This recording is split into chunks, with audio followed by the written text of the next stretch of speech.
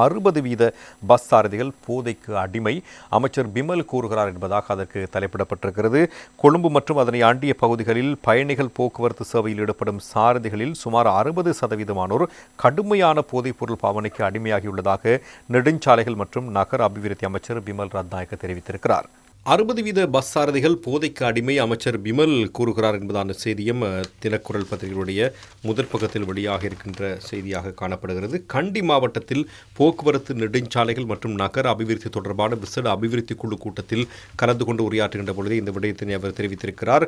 எனவே 2025ஆம் ஆண்டில் ஏற்பட்ட வீதி விபத்துக்கள் தொடர்பாகவும் அவர் இங்கு பேசியிருந்தார்.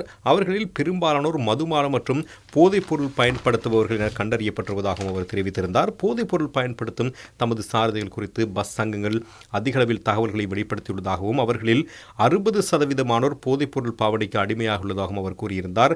நாங்கள் நடமாடும் ஆய்வகங்களை பயன்படுத்தி பெஸ்தியன் மாவட்டத்தில் சுமார் 53 பஸ்களை பரிசோதித்தோம். அங்கு 10 சாரதிகள் போதைப்பொருள் பயன்படுத்தியிருந்தமை தெரிய வந்திருக்கிறது என்று விடயத்தையும் அமைச்சர் சுட்டிக்காட்டியிருக்கிறார். இதன் மூலம் சாரதிகளின் சுமார் 16% போதைப்பொருள் பயன்படுத்துவது தெரிய வந்திருக்கிறது. இருப்பினும் உண்மையான எண்ணிக்கை இதைவிட அதிகமாகும்.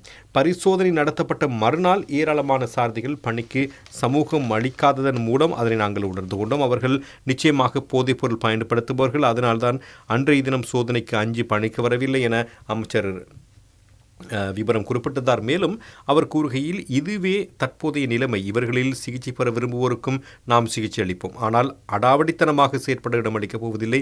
தேவையான சட்ட நடவடிக்கைகளை எடுப்போம். இனிவரும் காலங்களில் கனரக சாரதி அனுமதி பத்திரம் இருந்தாலும் பயணிகள் போக்குவரத்து சேவையில் ஈடுபட அனுமதிக்கப்பட மாட்டாது. அதற்கு முறையான பரிசோதனையின் பின்னர் விசேட அனுமதி பத்திரம் வழங்கப்படும். அத்தகையவர்களுக்கு மாத்திரமே மீண்டும் பயணிகள் போக்குவரத்து சேவைகளில் ஈடுபட முடியும் என்பதாகவும் அவர் குறிப்பிட்டிருந்தார்.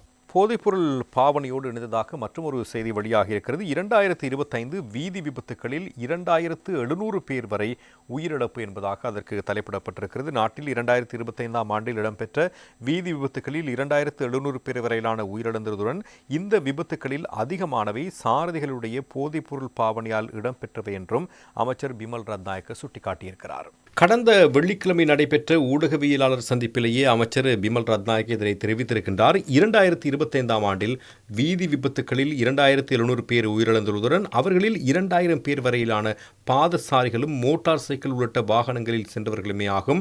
அதிகமான மரணங்கள் சிறிய வாகனங்களிலேயே இடம்பெற்றிருக்கிறது. உயிரிழந்தவர்களில் 53% ஆண்களாகும். இது வீட்டின் பொருளாதாரம் உள்ளிட்ட பிரச்சனைகளுக்கு காரணமாக அமையும். இவ்வாறு உயிரிழப்பவர்களுக்கு பாரிய பொறுப்பு கூற வேண்டியவர்கள் யார்? அதாவது சாரதிகளின் முறையற்ற நடவடிக்கைகளே காரணமாகும். பஸ்களின் போட்டிகளும் காரணமாகும். குறிப்பாக வாகனம் எவ்வளவு நன்றாக இருந்தாலும் சாரதி போதைப் பொருட்கள் மற்றும் மதுபானத்தை பயன்படுத்தி இருந்தால் விபத்துக்களுக்கு காரணமாக அமையும்.